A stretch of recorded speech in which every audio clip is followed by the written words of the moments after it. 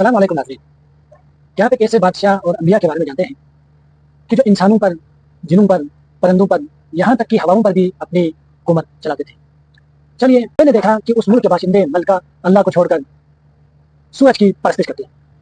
जब ये सुना तो हज़रत सुलेमान ने कहा, बहुत जल्द देख लेंगे कि तू सच कह रहा है या दिया हुआ माल दौलत और अपने मोजिज़ात के जरिए से एक पूरे मुल्क को अपने वहदानियत से नवाजा गया।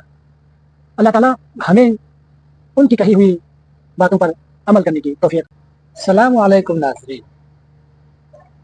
क्या आप एक ऐसे बादशाह और अंबिया के बारे में जानते हैं कि जो इंसानों पर, जिनों पर, परिंदों पर, यहाँ तक कि हवाओं पर भी अपनी हुकूमत चलाते थे।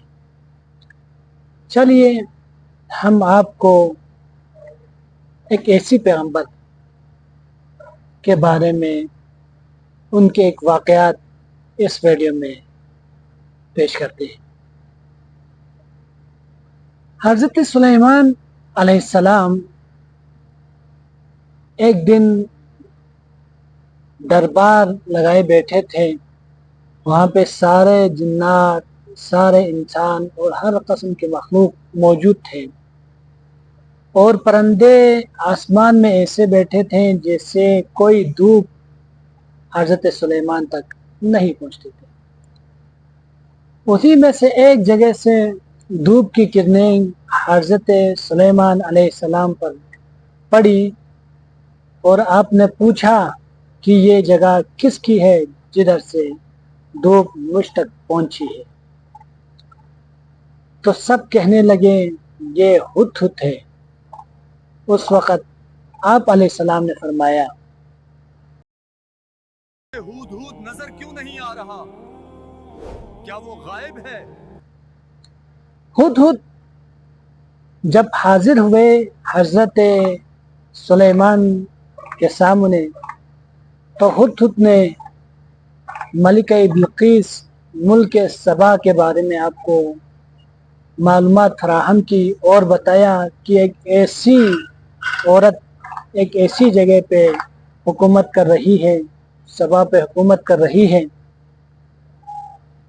जो मुल्क मालो माल अल्लाह ताला के नियामतों से मालो माल है।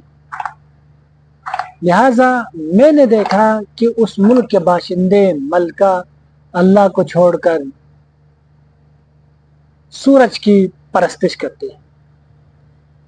जब यह सुना तो हज़रत सुलेमान ने कहा, बहुत जल्द देख लेंगे कि तू सच कह रहा है या तू भी झूठों में से है। आपने एक खत लिखा और उसको हुद के साथ भेज दिया गया। हुद मुल्क सबा पहुंचे। जब मलका बिल्किस अपने कमरे में आराम फरमा रहे थे तो हुद ने अपने चूंच से वो खत मलका बिल्किस के गोद में गिराया। जो ही मलका बिल्किस ने देखा तो उसने एक हंगामी इजलास बुलाया सरदारों का और कहा कि मुझे एक ऐसे बंदे की तरफ से, बादशाह की तरफ से एक खत आया है जिसमें कहा गया है कि मुझे और इस रियाए को अल्लाह ताला की दावत और उसकी बंदगी की दावत दी गई है। लिहाजा हमें क्या करना चाहिए? इतने में एक सरदार खड़े हुए और कहा, हमारी फौज मजबूत है, हमें उससे लड़ना चाहिए। मुल्क सबा के मलका बहुत ही अक्लमंद थी।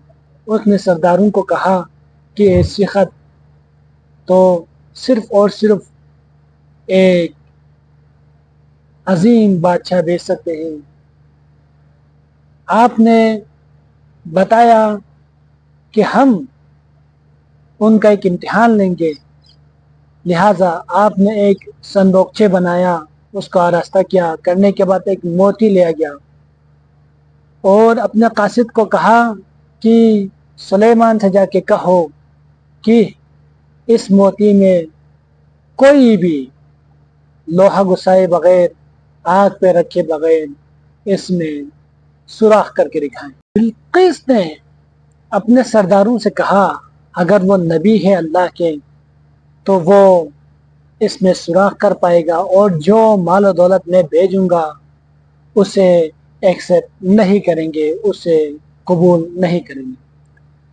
لہذا جب سامان کے ساتھ قاصد حضرت سلیمان کے محل پہ پہنچا تو اس نے دیکھا کہ آپ کے لشکر میں نہ صرف انسان بلکہ جنات اور چرن پرند سارے ہیں،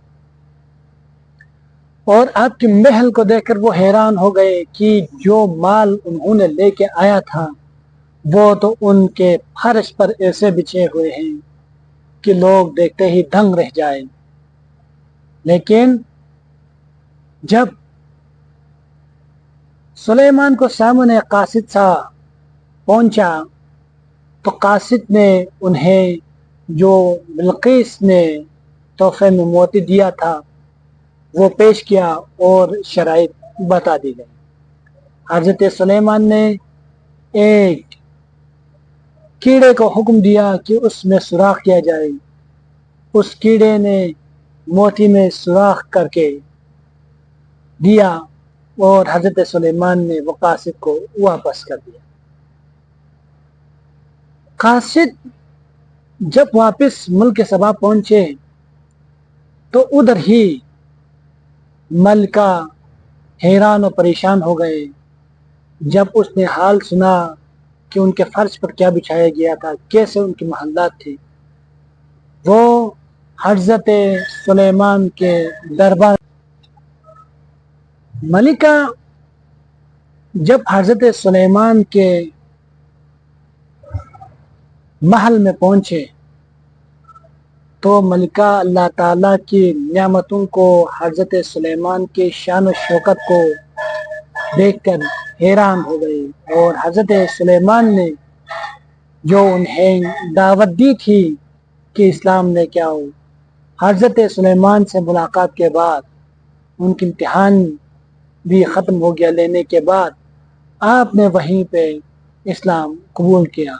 یوں اللہ تعالیٰ نے حضرت سلیمان کے مال و دولت، دیا ہوا مال و دولت اور اپنے معجزات کے ذریعے سے ایک پورے ملک کو اپنے وحدانیت سے نوازا کیا۔